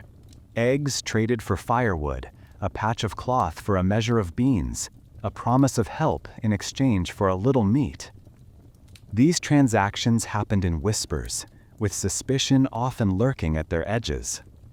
In some places, the absence of markets led to the rise of small, secret gatherings, where people met to exchange what little they had, always wary of being watched or cheated. The loss of so many hands was felt everywhere. Fields could not be planted or harvested as before. Mills stood silent for lack of workers. Skilled trades languished as apprentices and masters alike had disappeared. The rhythm of life slowed, punctuated by moments of frustration when repairs could not be made or food could not be found. Children and elders took on roles that once belonged to the strong and skilled, learning by doing or sometimes by failing, their efforts a testament to the necessity that now ruled daily life. With hunger always present, tensions rose quickly. Disputes over boundaries, wells, or forgotten stores erupted into shouts and sometimes violence. Theft, once rare and deeply shamed, became more common. A missing loaf of bread, a chicken vanished in the night. These were now matters of survival, and those caught in the act were met with fear and anger as much as with pity. Old laws lost their power. New codes grew in their place, harsher and more immediate, enforced by those strong enough or determined enough to protect what remained. In the shadows of the rebuilt villages, crime found new ground. Small bands of desperate people roamed the countryside, some searching for honest work, others turning to robbery when there was nothing else left. Travelers feared the roads, and families kept watch at night, locking doors that had once stood open to neighbors. Stories spread of hidden caches, of strangers who promised safety but delivered only betrayal. Trust became a scarce resource, hoarded and guarded as closely as any physical possession. Yet even in this atmosphere of deprivation and suspicion, the will to survive produced acts of generosity as well. Some shared what they could, risking their own comfort for the sake of a hungry child or a neighbor weakened by illness. Others joined together to hunt, to fish, to gather wild plants, pooling their efforts to stretch meager supplies a little further. Small victories, an unexpected rabbit caught in a snare, a field of wild berries found in the woods, were celebrated quietly, reminders that fortune, however fleeting, had not abandoned them entirely. The fight for resources was a harsh and daily reality, but it was not the only story. Beneath the hunger and the hardship, there remained a stubborn thread of community, a recognition that survival, though fiercely individual at times, was still bound up with the fate of others. In the end, it was this thread, tested and stretched to the breaking point, that offered the best hope for the future. Through conflict and cooperation, the survivors learned to adapt, to protect, and, against all odds, to imagine a day when abundance might return. The mark of the plague was not erased when the fever subsided or the worst of the crisis passed. For those who survived, its traces lingered, etched into bodies and imprinted deep within the mind. The world that arose in its aftermath was filled not only with absence, but with living reminders of all that had happened, each survivor carrying visible and invisible scars. Physically, many bore the unmistakable signs of what they had endured. Scars marred skin where wounds had once festered, and the memory of pain lingered in aching limbs and weakened frames. Some who had once been strong found themselves forever changed, breathless after a short walk, joints stiff, eyes clouded by the effects of illness. There were those whose hair never regrew, whose faces or hands bore permanent marks, distinguishing them in every crowd. Children who had outlasted the sickness often grew thin and pale, their growth slowed by months of hunger and fever. For some, the toll was even deeper, as new illnesses crept in, strange coughs, lingering infections, or mysterious ailments that no one knew how to treat. Yet the most profound wounds were not always visible. The mind, too, bore the weight of survival. Nightmares haunted the sleep of many, filled with memories of loss, panic, and the helplessness that had stalked every day.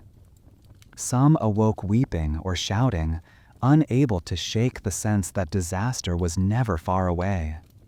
A simple sound, a sudden knock, a distant cry could send the heart racing, bringing back flashes of old fear. People grew wary of crowds, cautious of strangers, suspicious of any sign that the calamity might return. The trauma shaped not only individuals, but the entire community. A kind of caution settled over social life, changing the way people greeted one another or offered hospitality. Hugs and handshakes, once ordinary, became rare or carefully measured. Songs and stories spoke of loss as often as hope. Rituals for protection multiplied, woven into the fabric of daily routines. Herbs hung in doorways, special prayers before sleep. New taboos and customs meant to guard against the invisible. Stigma, too, found new forms. Survivors who showed obvious signs of illness were sometimes shunned or whispered about, as if the very sight of them could invite disaster. Families that had lost many members were regarded with a mixture of pity and unease, as if their homes still harbored the shadow of misfortune. Children with lingering coughs or marks from the fever were warned to stay away from gatherings, and those who had taken on the work of caring for the sick, gravediggers, nurses, herbalists, were often avoided, their essential service forgotten in the rush to create distance from anything associated with the dark days. New illnesses, whether real or imagined, were met with heightened anxiety. A rash or fever, a sudden weakness, was enough to send entire households back into seclusion, rekindling old fears. Even ordinary ailments, colds, headaches, fatigue, were seen through the lens of catastrophe, each symptom a possible herald of another wave. People grew quick to notice and comment, their vigilance a kind of self-defense. Despite these burdens, resilience persisted. Survivors found ways to adapt to their altered bodies and minds, leaning on each other for support.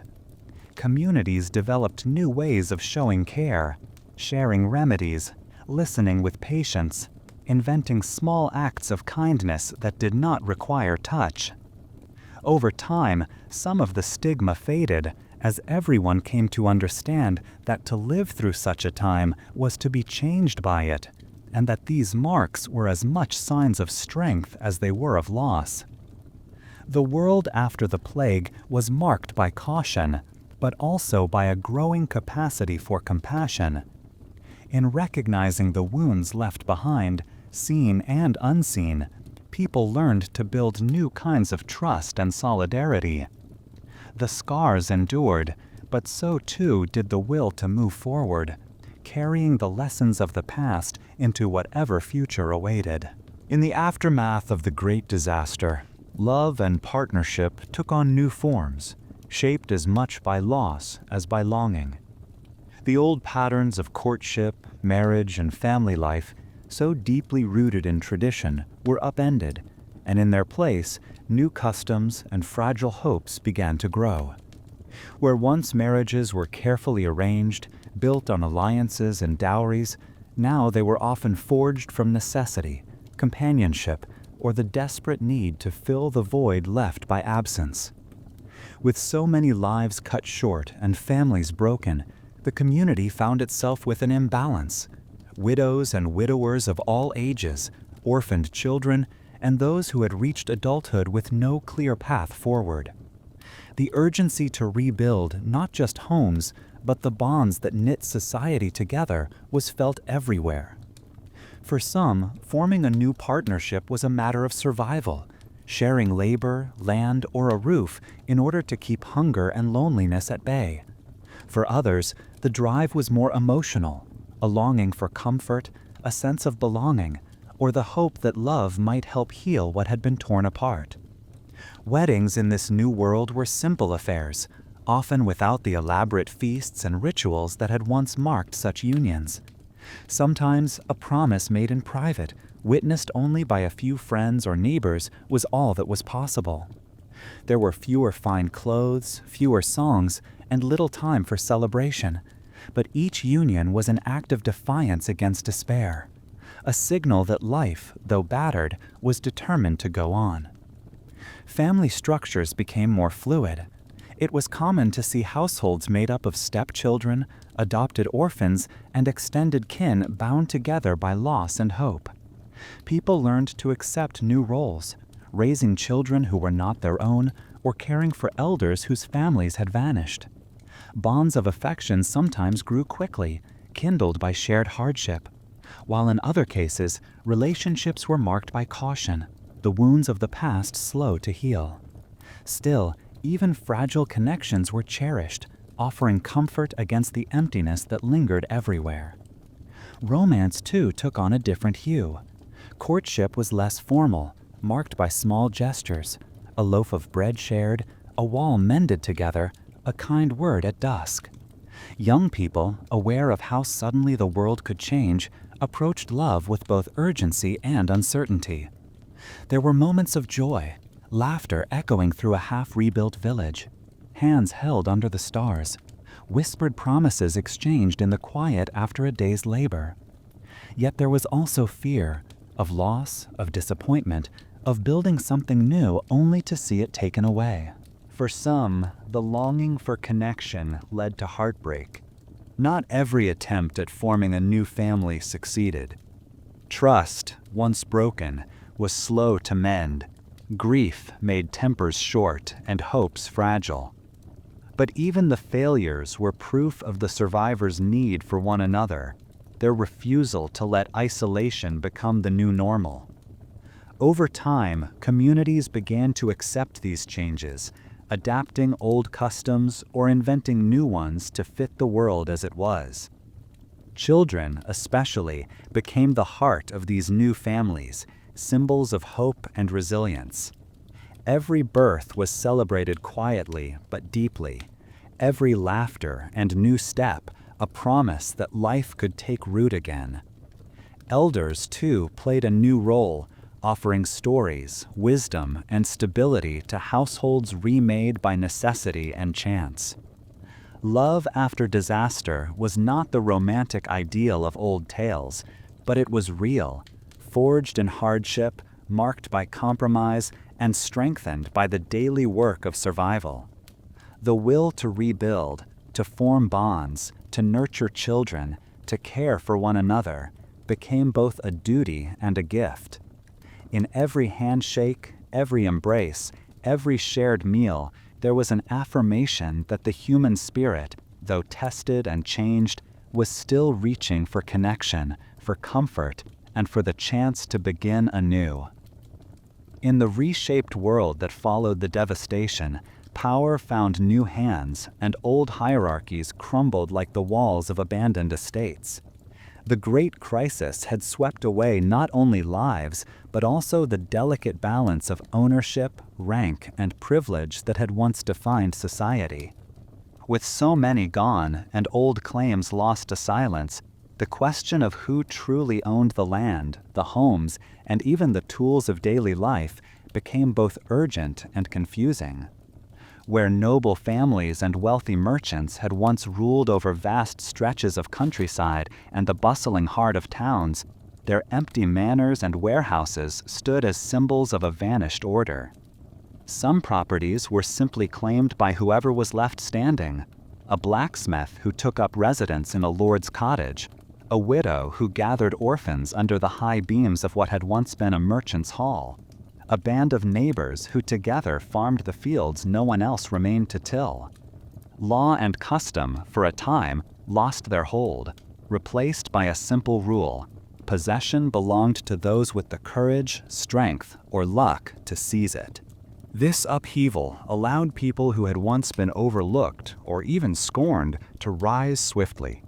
Servants inherited the keys to grand houses. Craftsmen, once bound to the whims of distant lords, found themselves the stewards of workshops, mills, and acres of land. In some places, groups of survivors banded together to manage what was left, forming councils or collectives that made decisions by consensus or necessity rather than by bloodline or decree. The old lines between master and servant, owner and laborer blurred and in some cases disappeared altogether.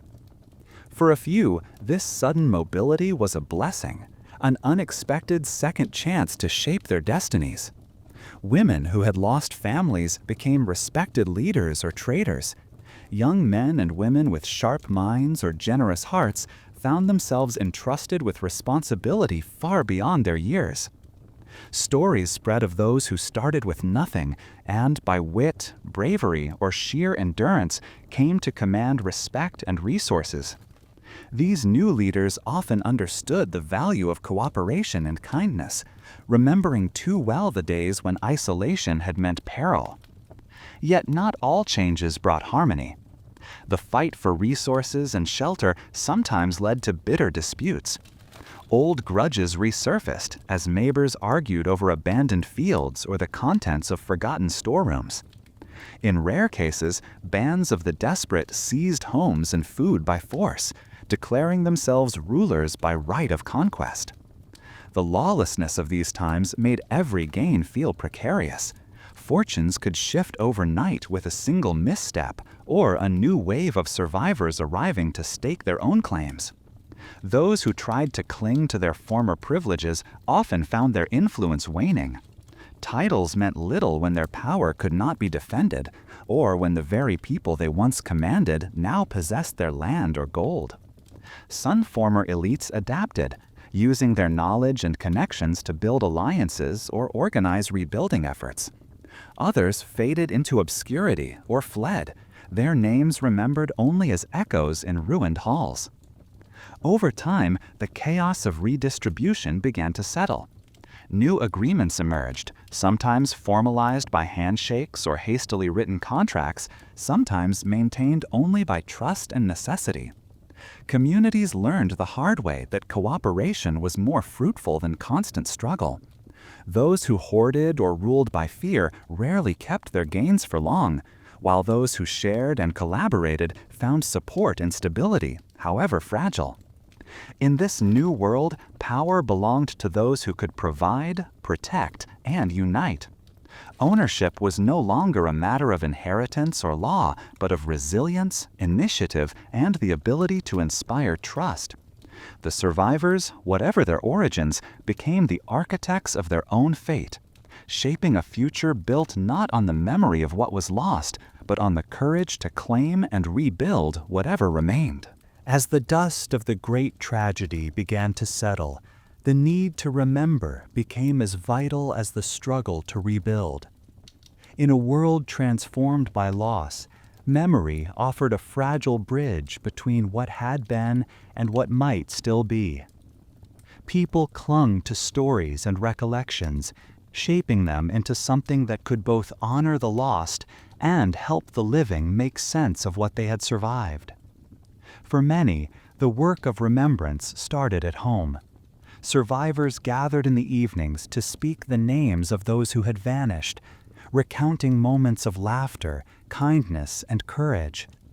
Stories were passed down by candlelight, tales of resilience, of the peculiar habits and favorite sayings of loved ones, of sacrifices made in the darkest hours. These recollections gave shape to the emptiness, filling it with voices and faces that refused to be forgotten. Where writing survived, some took up the task of recording the events. Old priests, scholars, or anyone with a steady hand and spare parchment began to write chronicles. Not only lists of the lost, but accounts of what it felt like to live through such times. They described the changing seasons, the spread of illness, the acts of heroism and generosity that shone amid fear. In these battered books and letters, the raw ache of grief mingled with hope for the future, and each entry became a testament both to endurance and to the power of words. Communities developed their own rituals to preserve memory. In some villages, stones were set in circles or stacked in quiet places as monuments to the unnamed. Songs emerged, woven with the names and stories of those gone, sung on special days so that the sound of remembrance filled the air. Painters and carvers, drawing on fading recollections, created simple icons, images of parents, friends, and children, so their likenesses would linger, if only in outline. Oral tradition became a thread tying generations together. Elders who carried the longest memories told and retold what they had witnessed, how the world had changed, how people had faced the unknown, how new hope was born from shared struggle. Children listened wide-eyed, learning not only about loss, but about resilience, kindness, and the importance of community. In markets and by firesides, the stories grew and changed, sometimes colored by hope, sometimes by warning, always by the need to remember. Some sought to make sense of it all through art and ritual. Simple plays or pageants reenacted moments of crisis and courage. New prayers were written, asking for peace for the lost and protection for those who remained. Even jokes and bits of humor survived, reminders that laughter could endure, that the human spirit could bend but not break. Through all these efforts, the survivors found comfort. Memory became a kind of armor against despair, a way to ensure that the meaning of so much pain would not fade with time. The stories, songs, and monuments were imperfect, often incomplete, but they were enough to link the past to the present and the present to the future.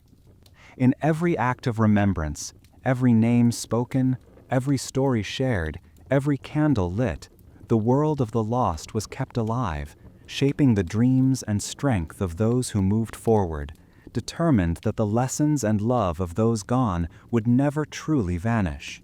Standing at the threshold of a new era, the survivors found themselves balanced between fear and hope, their lives shaped by both the shadow of disaster and the faint glow of possibility. The world had been so thoroughly altered that it sometimes felt as if they were living in a dream, a place where the old ways lingered as ghosts, but every day carried the seeds of something unfamiliar and new. Change was everywhere, though it came quietly at first. In the softened light of morning, fields that had lain fallow for seasons showed fresh green, fragile but persistent. Children's laughter returned, tentative at first, as small games blossomed among the ruins. New friendships formed from shared labor and loss, bridging gaps between strangers who only months before might have passed each other without a second thought. People began to look not only back in grief, but forward in cautious expectation. The routines of daily life, rebuilt from the ground up, started to bring comfort. The first harvests, however meager, were celebrated with gratitude deeper than any that had come before. Evenings spent together around a fire became a balm, the warmth of companionship weaving new stories and traditions into the fabric of survival. Those who had felt rootless, uncertain if they belonged in this altered world, discovered a sense of purpose, in work, in care for others, in the hope that their efforts might build something lasting. Still, fear had not vanished. Every change was met with questions. Would the return of plenty tempt fate? Could peace and health endure? Or was the next disaster waiting just out of sight? Elders remembered old superstitions, and new ones sprang up, each reflecting the persistent anxiety that the worst might not be over. People learned to accept uncertainty, to measure every joy against the memory of what had been lost, but also to believe that loss did not have to be the whole story. Small signs of transformation were everywhere. Fields once claimed by weeds bore tidy rows of crops. Homes patched and mended grew bright with flowers in windowsills and laughter behind their walls. New songs and dances emerged, carrying both sorrow and celebration. The youngest, untouched by direct memory of the catastrophe, became the living proof that life could begin again. In their play, in their curiosity, in the questions they asked about the past, survivors saw a future worth protecting. Some dreamed of new ventures, journeys to nearby towns, the revival of old crafts, even the reopening of distant trade routes.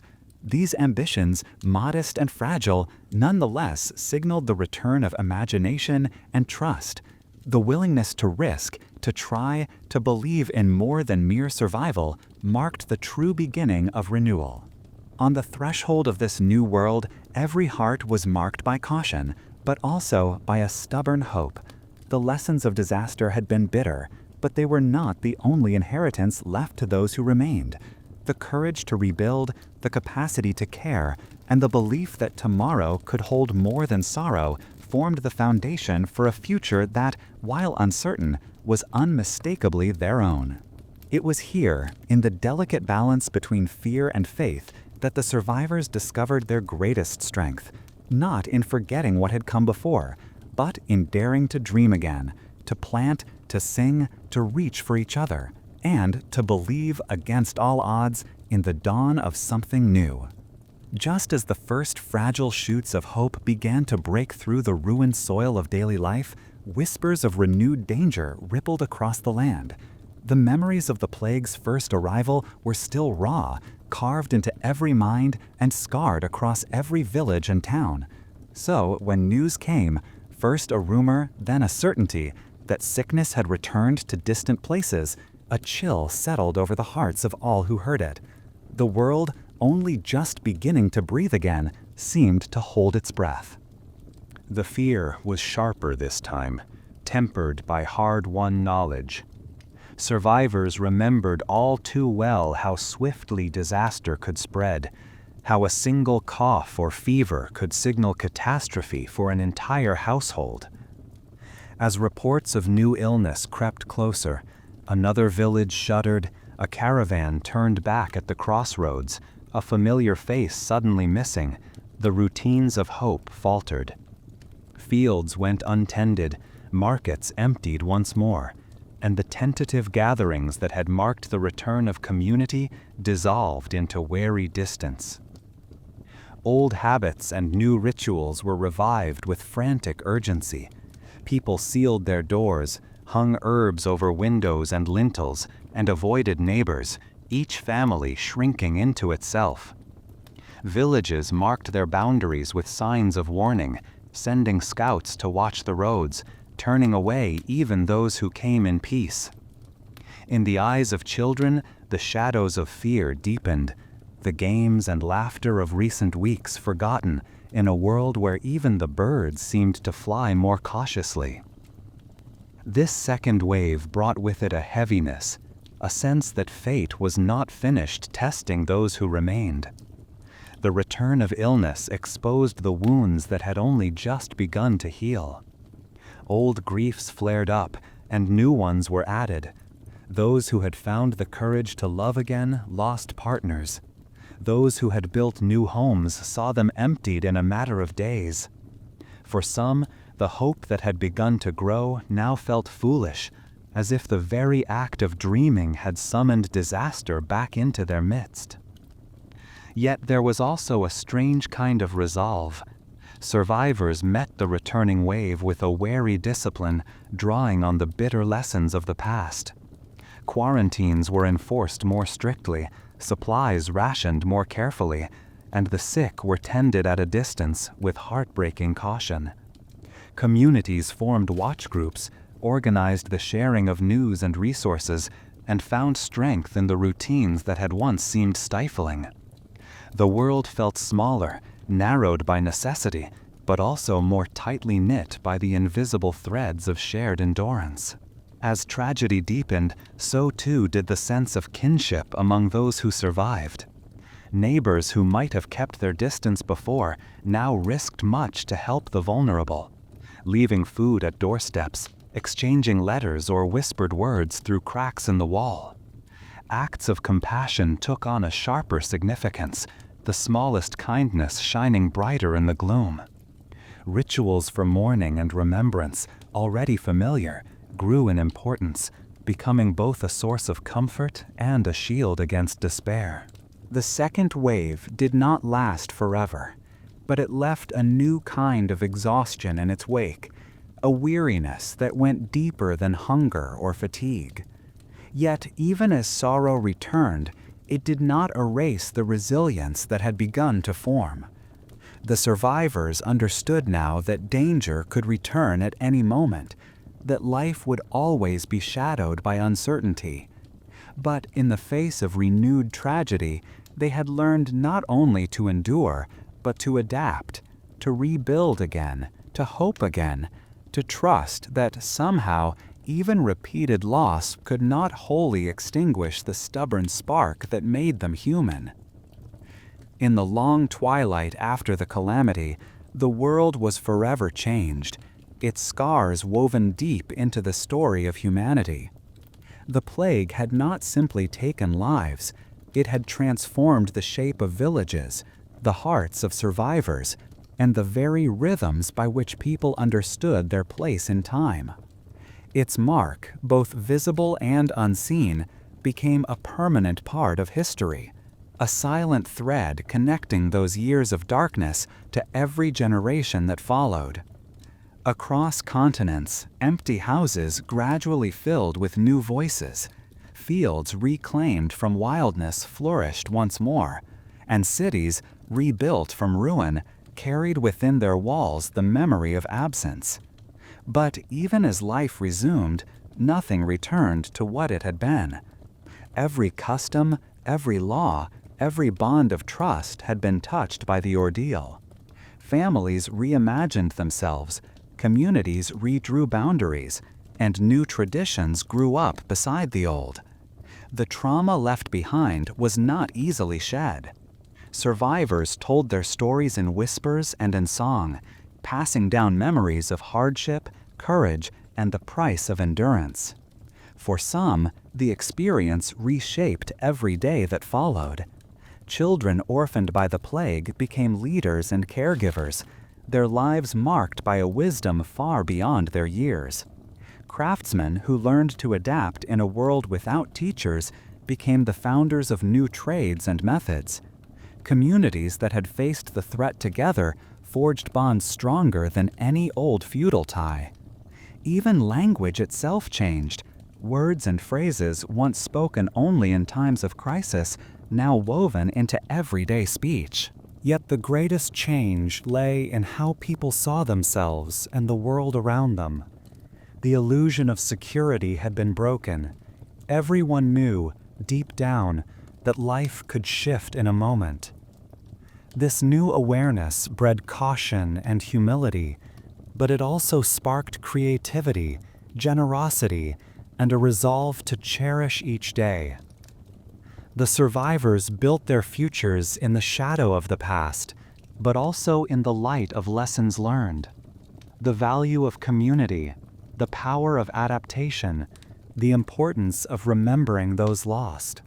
The story of the plague lingered in every celebration and every ritual of mourning.